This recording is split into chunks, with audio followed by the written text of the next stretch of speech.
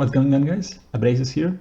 So today we have the next episode of Pimp My List. This time, yeah, you could have guessed it. We will have Demon Legions. Unfortunately for you, I also got a nice list for the next month. So in February, I will be reviewing Infernal Dwarfs list.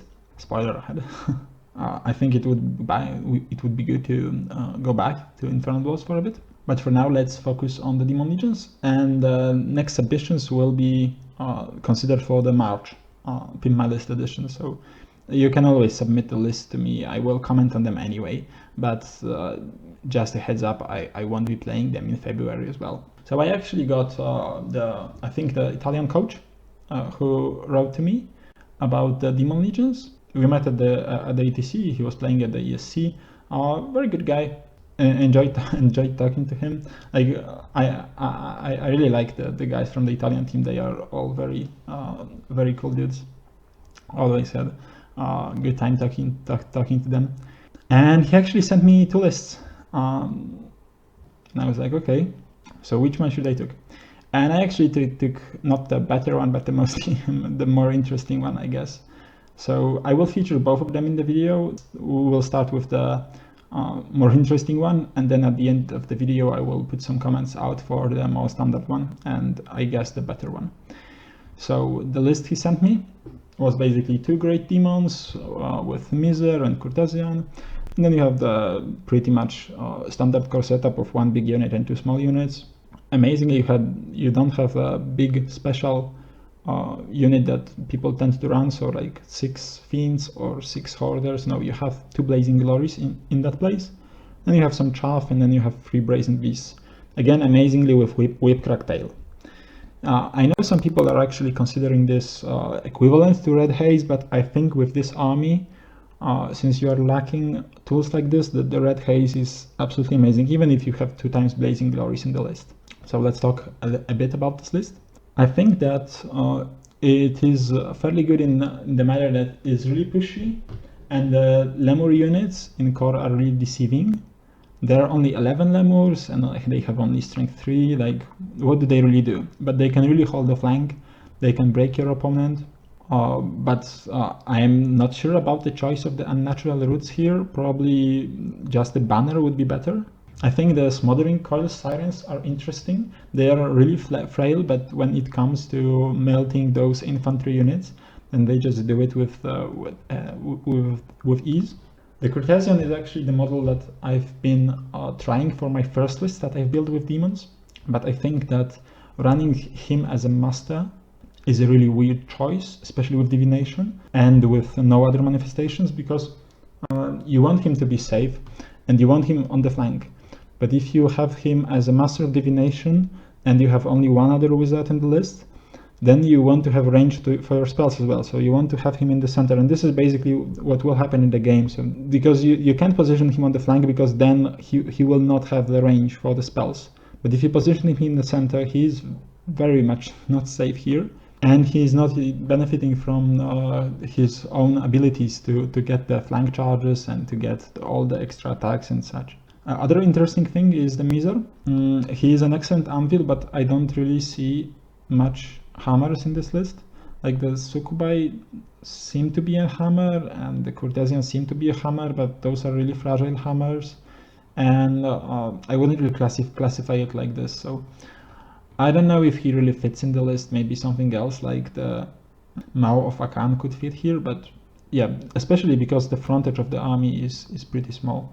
So let's move to the game. I played against Dreadwolf's list, and it was the Mage and the Dragon, and then the unit of Raptors with the Captain with Midnight Cloak, 2 Krakens, the big unit of Tower God, the big unit of Spearmen, two small units of Witch Elves. I think here I deployed all at the very early stage and decided to go first, because I think that with the current setup, I think after he deployed his Raptors, I was deciding whether I should go first or second, and I thought that, yeah, if I position my Blazing Glories here, if I position my Crushers here, then I can basically lock him up in the corner around here.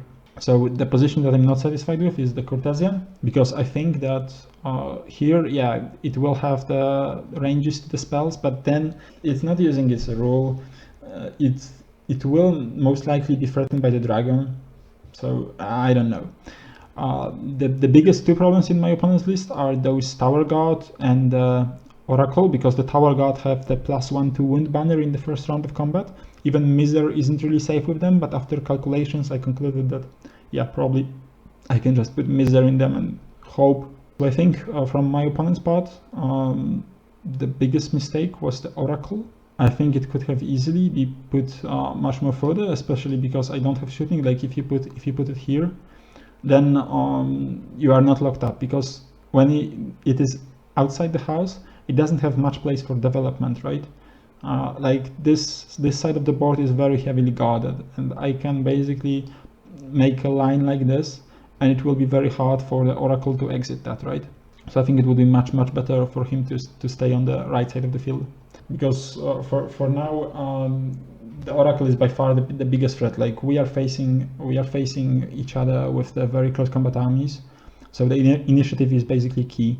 And here, putting the Oracle behind the house, he just gives up the whole initiative he had in the game. So the turn one on my part was pretty inconsequential. So I just moved to the turn 2. So what I managed to basically do is put 3 wounds on one of the Krakens and just move up. What he did was actually pretty strange in my opinion, because he went for a 9 to roll charge with his captain on one of my Blazing Glories. He did 1 wound on the charge, which is not that weird because he's hitting me on 4+ thanks to defensive skill 10.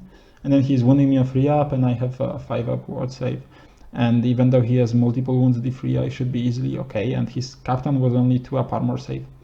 So I should just kill him in combat.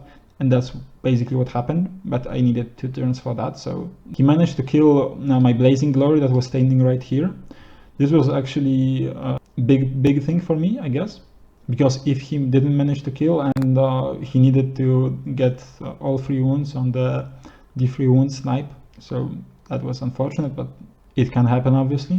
I would have charged the Lemurs and the Brazen Beasts and the Blazing Glories inside the Dark Riders, and with good positioning I would be able to overrun to the dragon with the Blazing Glory and just pin it down. You can probably ask, why didn't I dispel the sniper spell? Because I actually had the opportunity to dispel the sniper spell. The alternative was to let him have the toxic breath weapon on his captain that charged my other Blazing Glory. And I decided that the 20% chance that he kills my Blazing Glory is not really worth it, because for me it didn't matter if this Blazing Glory was left on 3 wounds or on 1 wound. I just wanted it to charge the dragon and pin it in place. And with the toxic breath, actually the captain could have severely damaged my second Blazing Glory and maybe even kill it, and I would rather not have it. I would rather just get rid of him, because with his D3 wounds he can be potentially dangerous in the future turns. Okay, so in my turn 2 I decided to kill the Dark Riders. I managed to kill the captain, and I positioned my Sirens in such a way that the dragon couldn't fit anywhere and couldn't land behind my lines. The Mageblade Gremlins got out and they decided to chaff the Raptor Riders, but in this way that it is possibly the closest for any other unit for me to charge. In the magic phase I got 3 wounds on the Kraken. Oh, and the weird positioning of Miser is the fact that I decided to go for a 9 to roll charge on the Tower God, because I thought that it's a good way to start melting the unit, and if I don't make the charge it doesn't break anything, and if I make the charge then I can be positioned outside of the line of sight of both Krakens and the Spearmen and the Witches, so that would be all fine. I didn't make the charge, so that's why I'm positioned like this. The Crushers and Sirens are actually the most important units in this setup, because they are preparing the trap for the dragon. So basically I purposefully left the Sirens to be inside the line of sight of Sorcerer, and then with the Crushers I couldn't really escape, so I left them in the position that if he charges the Crushers, then he overruns into the Lemurs and my Cortesian can still see the dragon. So I actually played the game already with the Red Haze, but I didn't have the Unnatural Roots on Mageblade Gremlin, so I was also counting that Maybe with the good rolls, the Crushers can actually do 1 or 2 wounds on the dragon, and if the dragon fluffs its attacks, then maybe they can even stand. You can question, why did I put the Sirens into the line of sight of Mage? Actually, I didn't want to make him just fly his dragon around here or just fly his dragon around here.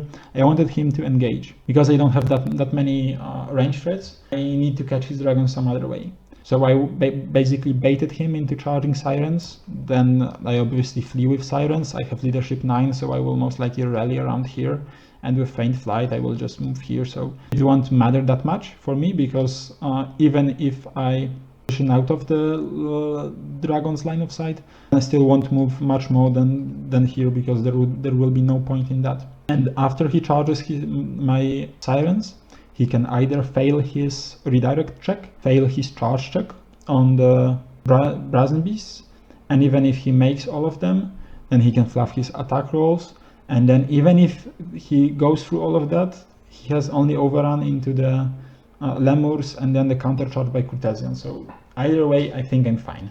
So I was actually hoping really hard for him to take the bait and just not fly around and deal more damage with magic, because it could be devastating. Like, the Blazing Glory around here is basically dead, and any spell from that Miser can be hurtful, any spell from that Courtesian can be hurtful, so let's see what happens.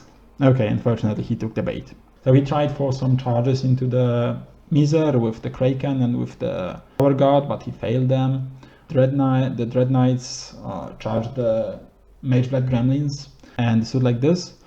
If you are wondering, the Kraken that is closer to the house couldn't charge the Mageblade Gremlins, he didn't see them. So this was actually the only way for him to get rid of this chaff and to unlock his position on this side of the field. So the magic was pretty much ineffective for him, because he was focusing on adding some more combat to his sorcerer. So he gave her the breath weapon and used it and just stomped through the Crushers. I managed to get 1 wound in. But now he doesn't have breath on both the rider and the dragon, and I have easy flank charge. So I guess that's a very good position for me.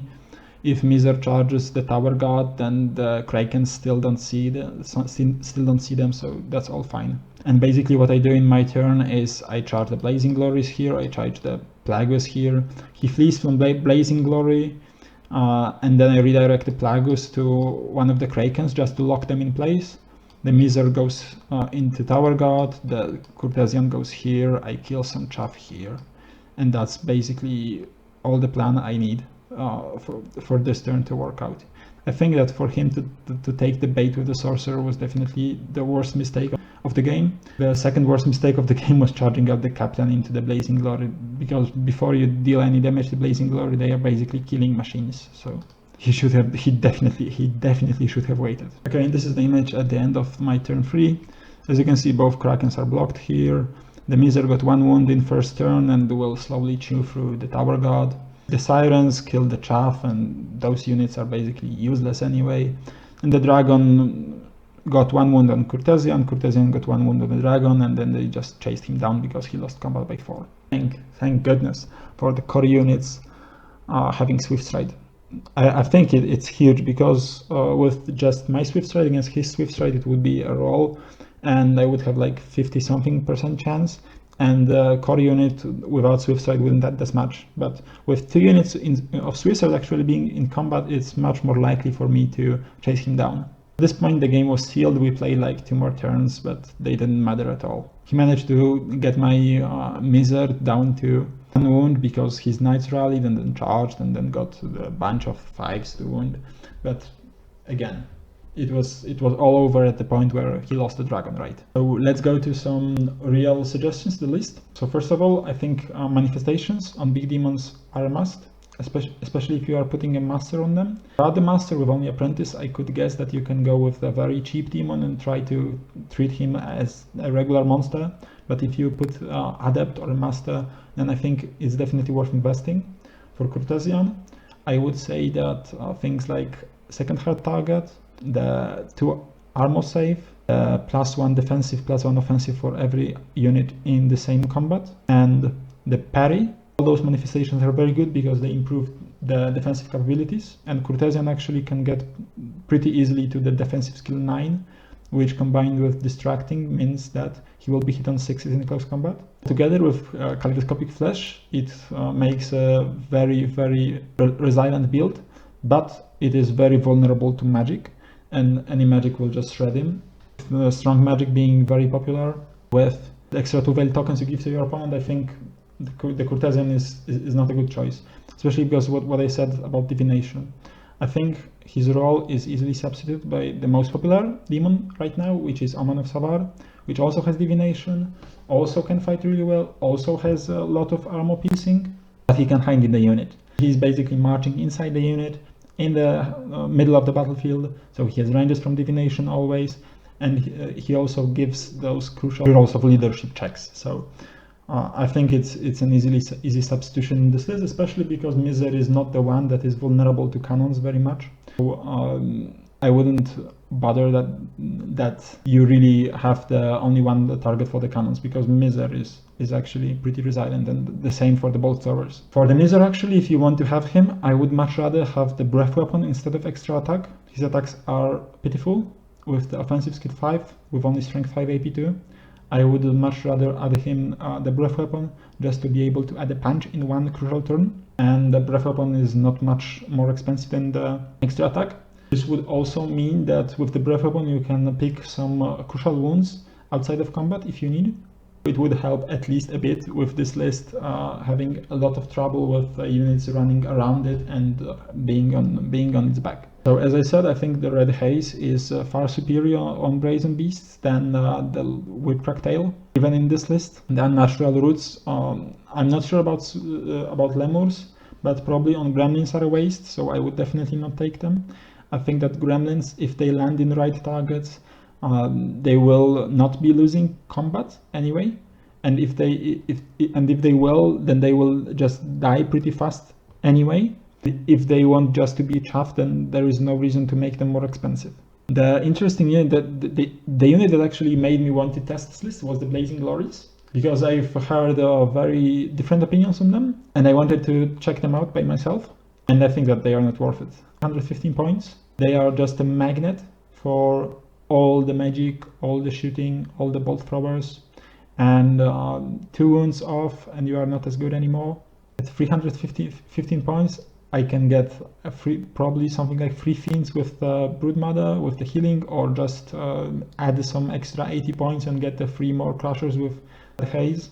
I think that AP5 is neat and the small base is neat, but it's definitely not worth it. So I'm not going to recommend taking Blazing Glories to the tournaments. So let's go to the second, more competitive list. And this is 2x Hoarders, 2x Hope Harvester, Big Block of Lemurs, 2x Sukubai, 2x Chaff, the Omen, and Harbinger of Savar. This is something else. This is basically the list that I see everywhere around. Like when I talk to better players, they all build basically the same shit. I think that the main difference is if you have 0, 1, or 2 Hope Harvesters, if you have the second unit of Hoarders, or you have some Brazen Beasts, or you have some Fiends. This is just retarded. Right? This is just retarded. The list is very, very solid, obviously. The main block that is very hard to kill, and some shooting, although here only Harvesters, no Imps in core, so not that much shooting, but it's something. The thing that I would say that the list struggles the most is the high armor, because you have only strength 4 armor, AP1 shooting, you have only strength 4 on the Hoarders, and the Evo spell is only 1, right? You don't have any more spells that will improve your armor piercing, and even the strength department isn't that good, right? Because usually with most demon lists you have the lots of strength 6, even if it's AP1 or something like this. But here you are just stuck with strength 4 AP1 all over the place, and the Sukubai aren't helping, right? So I think this is the major disadvantage of the list. Like, the list is very solid, very brick-like. This is the list that you should probably bring to the team tournament. Maybe not exactly this list, but this style of list. Like you have balanced list that is safely advancing forward, that is winning the scenarios, that your opponent can't really get much points off. But I think there are things that you can definitely improve in this list. And I would say that, yeah, the first unit of holders, really nice. Not sure about unnatural roots. I would probably myself go for the Tarskin, because with the Tarskin they can take much more charges. Like you can then easily take Chosen Knights, just laugh at things like Chosen Knights or the Snakes, or maybe even Chariots from Undying Dynasties, although perfectly it would be for you to charge the Chariots of Undying Dynasties, but I don't think that this is very possible. The second unit of holders, I would personally exchange for things like Brazen Beasts. If you can fit maybe some Greater Demon, because basically you need some way of dealing with high ammo piercing or high toughness. And how much I love Fiends, but Fiends are basically the same department as Hoarders. This is the main problem, because the Hoarders and Fiends are basically doing the same, and most people tend to say that Hoarders do it better because they are more survivable. This is a bit controversial, because actually when you have only a few parts of the list very survivable, and then you have few parts that are very easy to kill, then everyone will just focus on those easy to kill parts, although you can cover them. So there is a tactic obviously behind it, but I think that bringing 2 unit of holders is unnecessary. You should try to bring the unit of crushers, maybe even two units of crushers, trying to sneak in them, because I think that the 2 harvesters are not as good. I would much rather try to fit 1 unit or even 2 units of imps instead of succubi. And the imps are very good, supported by harvesters, and with 2 harvesters you don't really have enough veil tokens to use them for both of them, right? So with 1 harvester you can defend much more your back. You are not spending as much points on it, so it's another way of just dealing with those annoying units running around. Also, if you want to put the harvester in the main unit, you can put it, but you can't put 2 harvesters in the main unit. There is also this case. The imps in core, you can have both channel there, or you can have the extra spell. And actually the mark of the, even if in this list, if you want to have the mark of the Eternal Champion outside of core and you don't want to have imps, I would much rather have it on the harvester or one of the harvesters, because then you have the longer ranges from divination, and this is very important. I think that here the 24-inch can be really good, and the 12-inch aura I find very interesting. Last thing that I would like to point out is that while dogs are very good, and you will face some armies that will be just able to vanguard, move up everything, chaff your dogs. Dogs are chaffable, and then position themselves in very aggressive way that will make you unable to really defend yourself. So things like Kingdom of Aquitaine can do it, and probably some vampire lists can do it, probably some warriors lists can do it with the dogs moving 22 inches there. It also depends on the deployment. I would generally recommend having the 1 Furies unit. Have 1 designated chaff that is easier to chaff your opponent with. Obviously, bringing just the 2 units of dogs is not bad as well. As you see by my vampires list from the other video, I only have 2 units of dogs being the designated chaff here. Although there, basically all my core units are chaff, and I can sacrifice all my core units, and they won't crumble as fast. But here, I wouldn't really say that. So, like, if the guy here puts some chariots into your succubi, or some higher ammo guys into your succubi, then they will die very easily. One more thing before I'm finished with this list is that even though I love the combination of Master of Divination with the Adept of Evocation, I have a mental dissonance when I look at the Harbinger, who is not a BSB, but on the other hand, with the Omen, with the rerolls for 1 unit, I don't want to spend points on the BSB. I'm really split on this one. Maybe bringing BSB wouldn't be as bad here. This is only 50 points, and the crumble and the rerolls everywhere, that could really help. So I would definitely think of that. And if you don't want to have the Harbinger because you don't want to have BSB, maybe something even like the Maw of Akan, or or the Miser, but I don't think that if you have hoarders, then bringing Miser I think is a mistake. But Mo on the other hand might be interesting, especially if it goes down in price, which I would probably expect it to, but well, we will see. I don't even know when is the next update. I hope it's happening soon. Hey guys, hope you enjoyed it. As a reminder, you can always send me the lists to Pimp. I will respond. But for the February, the spot is already taken, and I will be doing the video with some new lists next time in March. The next video. Cheers.